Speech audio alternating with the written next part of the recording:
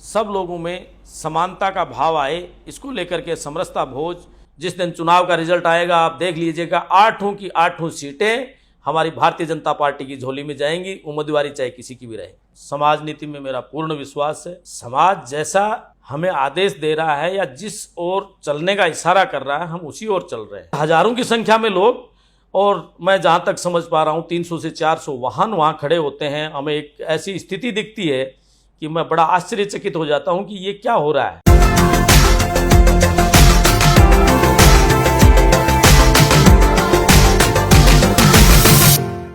जोहार, मैं डॉक्टर नीरज मील और इस वक्त आप बने हुए हैं मुद्दों के सही, सटीक व बेबाक विश्लेषण के लिए खबर गवाह पर। और इस एपिसोड का विशेष मुद्दा है कि धड़ाधड़ हो रही राजनीतिक ज्वाइनिंग को किस नजरिए से देखा जाना चाहिए और उनका असली मकसद, उनकी आंतरिक जो विवेचना है वो किस तरह से की जा सकती है। इस मुद्दे की हम चर्चा करेंगे। इस चर्चा में हमारे साथ बने हुए हैं हाल ही में भारतीय जनता पार्टी को परिवर्तन के समर्थन के साथ ज्वाइन करने वाले डॉक्टर BL रणवा। तो स्वागत कीजिए डॉक्टर BL रणवा साहब। नमस्कार नीरज जी। सर, समाज नीति करते करते आप अचानक से राजनीति में आने का फैसला ले लिया, क्या कुछ कहेंगे इसको लेकर? देखो, मैं अभी भी समाज नीति में बना हुआ हूँ। समाज नीति में मेरा पूर्ण विश्वास है। समाज जैसा हमें आदेश दे रहा है या जिस ओर चलने का इशारा कर रहा है हम उसी ओर चल रहे हैं। समाज की एक प्रबल इच्छा थी, हमारे लोगों के बीच में बैठने वाले हमारी टीम के सदस्यों की प्रबल इच्छा है कि हम कोई अमूल चूल परिवर्तन में भाग लें। और अमूल चूल परिवर्तन करने के लिए दुनिया की सबसे बड़ी पार्टी भारतीय जनता पार्टी, उसके मुखिया नरेंद्र भाई मोदी जी की जो पार्टी है, जिसका नेतृत्व नरेंद्र भाई मोदी करते हैं, इससे बढ़िया कोई प्लेटफॉर्म नहीं हो सकता था। ये हम सब लोगों ने बैठ करके निर्णय लिया। उस निर्णय के अनुसार शीर्ष नेताओं से वार्ता हुई। उन्होंने जैसा कहा कि आपको हम राजस्थान के मुख्यालय पे गरिमामय स्थिति में ज्वाइन करवाएंगे। आपने कहा कि एक सबसे बड़ी पार्टी को आपने ज्वाइन किया, लोगों का ये आउटलुक था, उस आउटलुक को पूरा किया, समाज का इनिशिएटिव था उसको आगे बढ़ाया।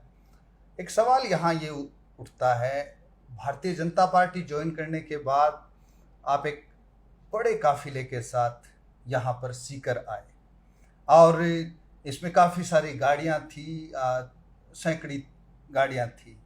आप भी उसी ढर्रे पे चल रहे हैं जिस पे पार्टियां दूसरी चलती हैं, जबकि अब तो हमेशा सुधार के प्रखर समर्थक रहे हैं। क्या कुछ कहेंगे?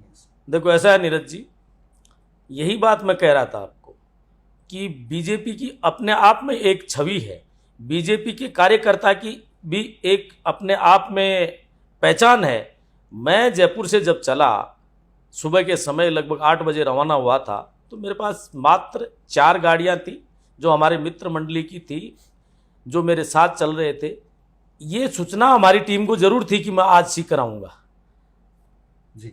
जब जब मैं सरगोड सीमा पर डिस्ट्रिक्ट सीकर में घुसने की जगह पहुंचता हूं, जहां प्रवेश के द्वार पे पहुंचते हैं, तो हम देखते हैं कि वहां लोगों का एक बड़ा हुजूम, जिसमें हमारे एक्स MLA जाबर सिंह जी खर्रा, गोवर्धन जी वर्मा, हमारे प्रधान प्रतिनिधि मूलचंद जी रणवा और वहाँ के आसपास के कई प्रधान लोग, कई और बड़े लोग वहाँ उपस्थित होते हैं, हजारों की संख्या में लोग। और मैं जहाँ तक समझ पा रहा हूँ 300 से 400 वाहन वहाँ खड़े होते हैं। हमें एक ऐसी स्थिति दिखती है कि मैं बड़ा आश्चर्यचकित हो जाता हूँ कि ये क्या हो रहा है। हालांकि मुझे थोड़ी सी सूचना थी कि आपकी एक माला पहना करके हम स्वागत करेंगे, लेकिन ये बहुत बड़ा स्वागत। और जब वहाँ स्वागत होने के बाद में हम रवाना होते हैं तो सारे के सारे लोग हमारे ये कहने के बावजूद कि साहब इतने लोग हम साथ चलेंगे, ट्रैफिक व्यवस्था में दिक्कत आएगी, तो उन्होंने कहा हम बिल्कुल अनुशासित सिपाही हैं, बीजेपी के अनुशासित सिपाही हैं और हम उसी अनुशासन में चलेंगे कि कहीं भी किसी को दिक्कत नहीं होगी। 500 गाड़ियों का हुजूम होने के बावजूद आप देखिए, न तो शहर में ट्रैफिक जाम हुआ, ना रास्ते में कहीं दिक्कत हुई, ना किसी के साथ बोलचाल हुई।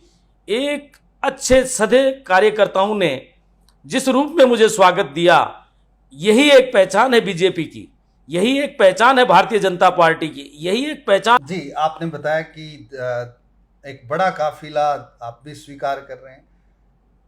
कुछ लोगों का कहना है और बहुत सारी जगहों पर ये बात सुनने को आ रही है कि आपने इस तरह से आपने भी उम्मीदवारी पेश कर दी है आने वाले विधानसभा चुनाव को लेकर, क्या कुछ कहें?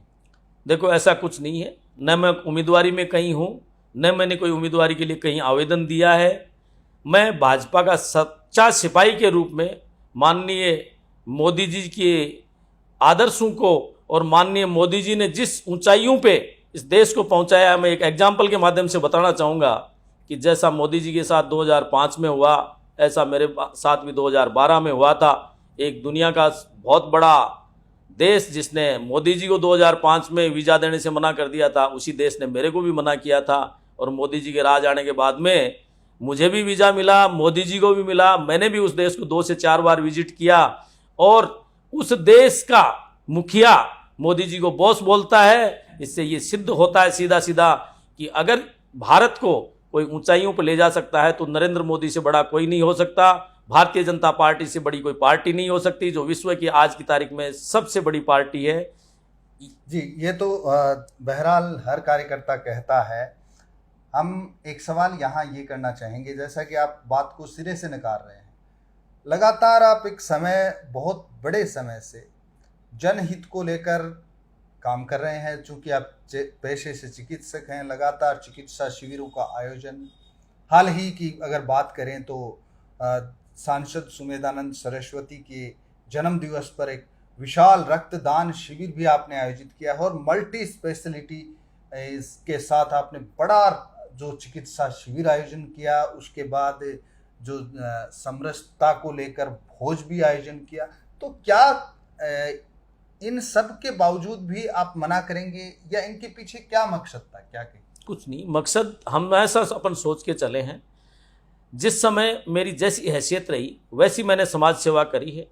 अब चूंकि मैं भारतीय जनता पार्टी में भी हूँ, लोगों की आकांक्षाएं भी हैं, हमारे कार्यकर्ताओं की भी आकांक्षाएं हैं कि डॉक्टर साहब कुछ ऐसा कैंप्स वगैरह के माध्यम से और कोई दूसरे तरीके से ऐसी जनभावना फैलाएं कि भारतीय जनता पार्टी राजस्थान की 200 सीटों में से कम 160 सीट जीते और सीकर की मैं कहता हूं 8 में से 8 सीट पर विजयी हो। इसके लिए मैं काम कर रहा हूं और मैं दावे के साथ कह सकता हूं, जिस दिन चुनाव का रिजल्ट आएगा आप देख लीजिएगा, 8 की 8 सीटें हमारी भारतीय जनता पार्टी की झोली में जाएंगी, उम्मीदवारी चाहे किसी की भी रहे। सब लोगों में समानता का भाव आए, इसको लेकर के समरसता भोज, समाज में समान रस पैदा करने वाला जिसका संकल्प था, जैसा अन्न वैसा मन, उस वंचित वर्ग के साथ बैठ करके वही खाना, वही पत्तल, वही पानी माननीय सांसद सुमेधानंद जी, लोहारगल पीठ के अवधेशाचार्य जी और मेरे कार्यकर्ता, बीजेपी के कार्यकर्ता, सब ने बैठ करके उसी स्थान पे उनके साथ समान रूप से लिया। और यही इस कार्यक्रम की खूबसूरती थी और उसमें इस कार्यक्रम को बहुत ही आनंददायक बना दिया। हमारा मन भी गदगद हो गया और जिन लोगों के साथ बैठ करके हमने खाना खाया उन्होंने भी कहा कि डॉक्टर साहब, आज तक इस तरह का कार्यक्रम सीकर में तो किसी संगठन ने नहीं किया। जी, तो फिर क्या इसको ये समझा जाए कि आप विधानसभा चुनाव की दावेदारी नहीं कर रहे हैं, लोकसभा चुनाव का माना जाए? फिर नहीं, देखो, दावेदारी मेरी कहीं नहीं है, न मैं दावेदारी कर रहा हूं, न आपको कह रहा हूं, न दावेदारी करूंगा। मैं मेरी पार्टी के लिए जितना हो सकता है तन मन धन से काम करूंगा, मोदी जी की भावनाओं को आगे पहुंचाने का काम करूंगा, भारतीय जनता पार्टी के आदर्शों को आगे पहुंचाने का काम करूंगा। मेरे को ना कोई टिकट की लालसा है, न कोई मेरे पद की लालसा है। भारतीय जनता पार्टी जो जिम्मेदारी जहां भी देगी उसको मैं बखूबी निभाऊंगा। यानी कि अगर आपको भारतीय जनता पार्टी टिकट देती है तो आप चुनाव लड़ेंगे? ऐसा मैं नहीं कह रहा हूं, लेकिन अगर भारतीय जनता पार्टी कोई भी जिम्मेदारी देगी तो मैं उस जिम्मेदारी को भारतीय जनता पार्टी के लिए कभी नहीं नकारूंगा। उसके लिए चाहे मुझे कितना भी बड़ा त्याग करना पड़े, मैं करूंगा। जी, तो ये थे डॉक्टर BL रणवा, इन्होंने सिरे से खारिज कर दिया है दावेदारी की बात को भी, इन्होंने सिरे से खारिज कर दिया है चुनाव की बात को भी। बहरहाल एक अच्छी बात है वो ये है कि किसी न किसी बहाने ही सही जनता की बात को आगे रखा जा रहा है, जनता के मुद्दों को आगे बढ़ाया जा रहा है। आपने समय दिया इसके लिए बेहद बेहद शुक्रिया। खबर गवाह के सभी श्रोताओं को भी मेरी तरफ से अभिनंदन। जी, आप कहीं मत जाइए, बने रहें खबर गवाह पर। फिलहाल दीजिए इजाजत। जोहार।